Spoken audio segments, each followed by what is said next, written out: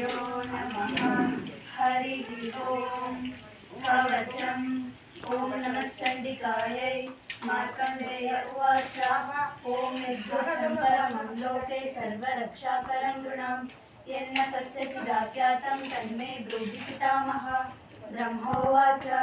अस्ति गुह्यतमं विप्र सर्वभूतोपकारकं देव्यास्तु कवचं पुण्यं तच्छृणुष्व महामुने। प्रथमं शैलपुत्री च द्वितीयं ब्रह्मचारिणी तृतीयं चन्द्रघण्टेति कूष्माण्डेति चतुर्थकं पञ्चमं स्कन्दमातेति षष्ठं कात्यायनीति च सप्तमं कालरात्रिश्च महागौरीति चाष्टमं नवमं सिद्धिदात्री च नवदुर्गाः प्रकीर्तिताः। उक्तानेतानि नामानि ब्रह्मणैव महात्मना अग्निना दह्यमानस्तु शत्रुमध्ये गतोरणे विषमे दुर्गमे चैव भयार्ताः शरणं गताः न तेषां जायते किञ्चित् अशुभं ऋणसङ्कटे नापदं तस्य पश्यामि शोकदुःखभयं न हि तेस्तु भक्त्या सुतानूनं तेषां वृद्धिः प्रजायते ते त्वां स्मरन्ति देवेशि रक्षसे तान् न संशयः प्रेतसंस्था तु चामुण्डा वाराही महिषासना ऐन्द्रीगजसमारूढा वैष्णवी गरुडासना माहेश्वरी वृषारूढा कौमारी श्रीवाहना लक्ष्मी पद्मासना देवी पद्महस्ता हरिप्रिया श्वेतरूपधरा देवी ईश्वरी वृषवाहना ब्राह्मी हंससमारूढा सर्वाभरणभूषिता इत्येताः तरः सर्वा सर्वयोगसमन्विताः नानाभरणशोभाढ्या नानारत्नोपशोभिताः दृश्यन्ते रथमारूढा देव्यः क्रोधसमाकुलाः शङ्खं चक्रं गदां शक्तिं बलं च सलायुधं केटकं कौमरं चैव परुषं पाशमेव च कुन्तायुधं त्रिशूलं च शार्दमायुधमुत्तमं दैत्यानां देहनाशाय भक्तानामभयाय च धारयन्त्यायुधानीतं देवानां चर्चाय वै नमस्तेऽस्तु महारौद्रे महाघोरपराक्रमे महाबले महोत्साहे महाभयविनाशिनी त्रायिमां देवि दुष्टेशे शत्रूणां भयवर्धिनी प्राच्यां रक्षतु मामैत्री आग्नेयामग्निदेवता दक्षिणेव तु वाराही नैऋत्यं खड्गधारिणी प्रतीच्यां वारिणी रक्षेद् वायव्यं मृगवाहिनी उदीच्यां पातु कौबेरी ईशान्यां शूलधारिणी नाभा ब्रह्माणि मे रक्षेदगस्ताद् वैष्णवी तथा एवं दश दिशो रक्षे चामुण्डा शववाहना जया मे चाग्रतः पातु विजया पातु पृष्ठतः अजिता वामपार्श्वे तु दक्षिणे चापराजिता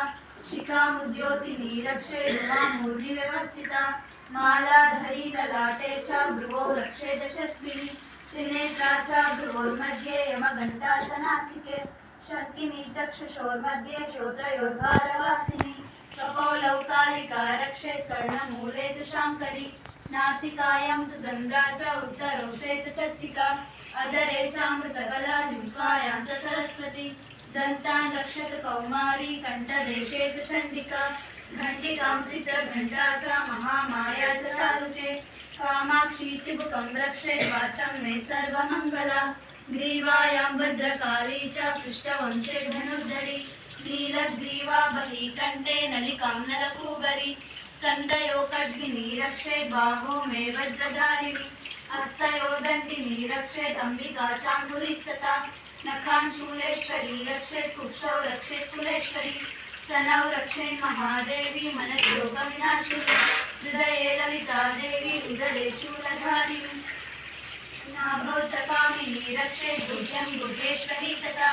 पूतना कामिका मेघं बुधे महिषवाहिनी कट्यां भगवती रक्षेत् जानुनी विन्ध्यवासिनी जङ्गे महाबला रक्षेत् सर्वकामप्रदायिनी गुल्फयोर्नारसिंही च पादपृष्ठे तु तैजसी पादाङ्गुलीषु श्रीरक्षेत् पादादस्थलवासिनी नकान्दं च कराली च केशान् चैवोर्ध्वकेशिनी रोमकोपेषु कौमारी त्वचं वागीश्वरी तथा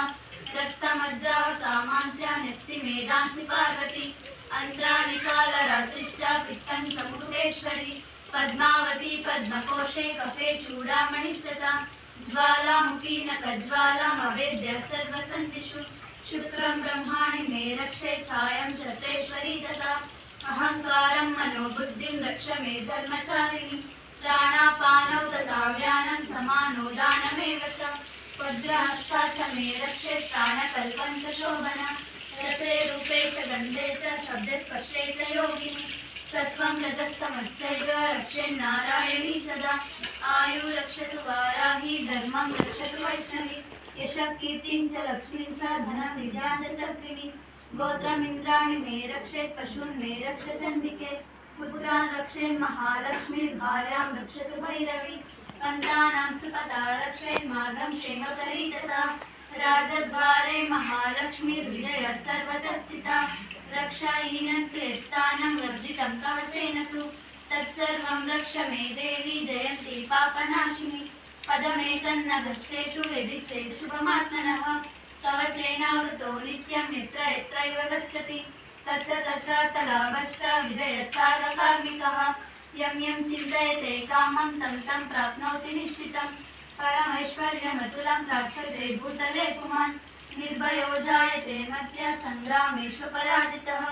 त्रैलोके तु बहिर्पूज्य कवचेनावृतः पुमान् इदं तु देव्या कवचं देवानामपि दुर्लभं यः पठेत् प्रयतो नित्यं त्रिसन्ध्यं श्रद्धयान्वितः दैवी कला भवेत् तस्य त्रैलोकेषु पराजितः जीवेद्वर्षशतं साग्रम् अपमृत्युविवर्जितः नश्यन्ति व्याधयः सर्वे दूता विस्फोटकादयः